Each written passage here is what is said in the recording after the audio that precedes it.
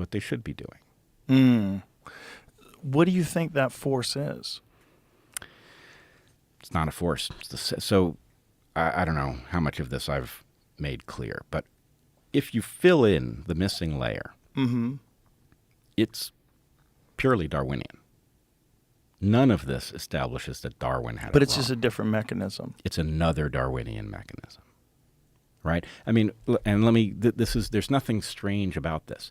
If you think about the way a human being works compared to, let's say, a starfish, a human being has a software layer, a cognitive layer, in which the human being is born into an environment, and that environment could be, a hunter-gatherer environment of 10,000 years ago, or it could be a modern environment.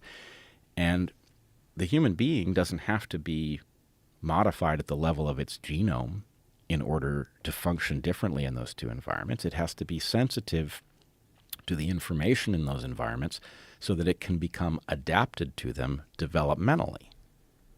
Right? So development is one trick that the genome uses to make a human being more flexible than other creatures. Right? You do not come out of the womb being ready to do human stuff. Right? You are profoundly hobbled by not having a complete program. But it means that the program you develop can be highly attuned to your particular moment in time and location in space. That is the Darwinian mechanisms that store information in the genome, solving an evolutionary problem in a different way. So this is already a second layer that doesn't function like that random mutation layer. Okay?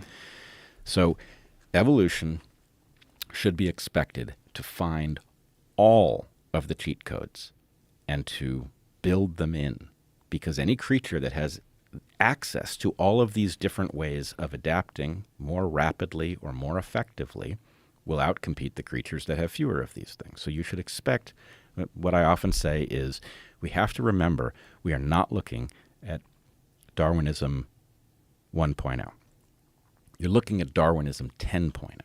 You're looking at a highly sophisticated evolutionary structure that is the result of all of the discoveries of the prior structures. And that includes some things that modern creatures can do, but it also includes an evolution of enhanced evolutionary capacity, including things like culture.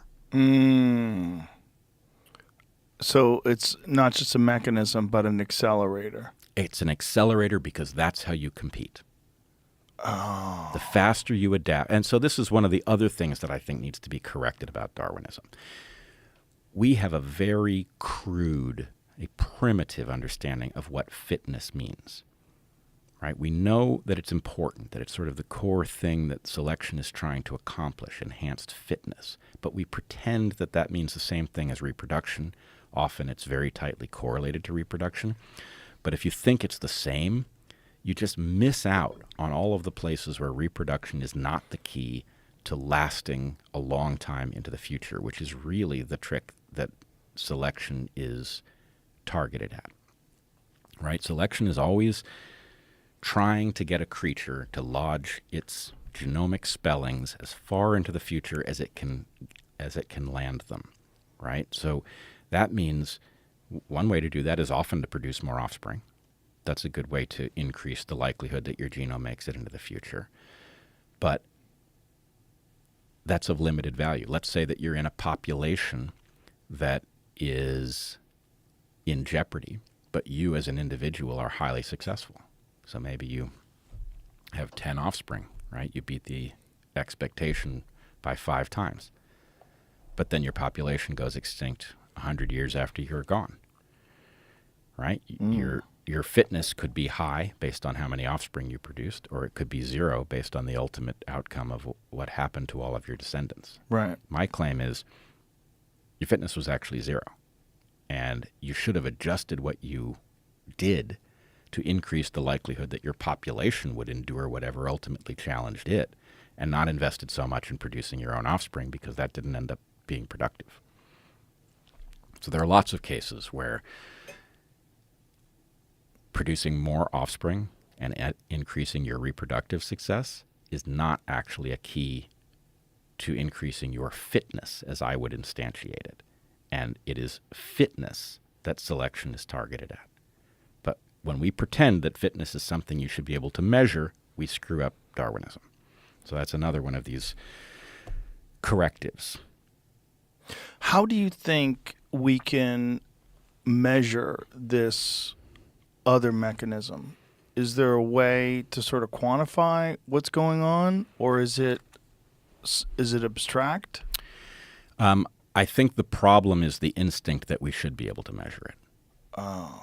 It's not that kind of parameter. And I think it's perfectly fine to say reproductive success tends to be very closely correlated with fitness. And we can measure reproductive success. But we have to recognize that when you imagine that they are synonymous, any place where producing more offspring is counterproductive to getting into the future, we will be confused by, and we are confused by them.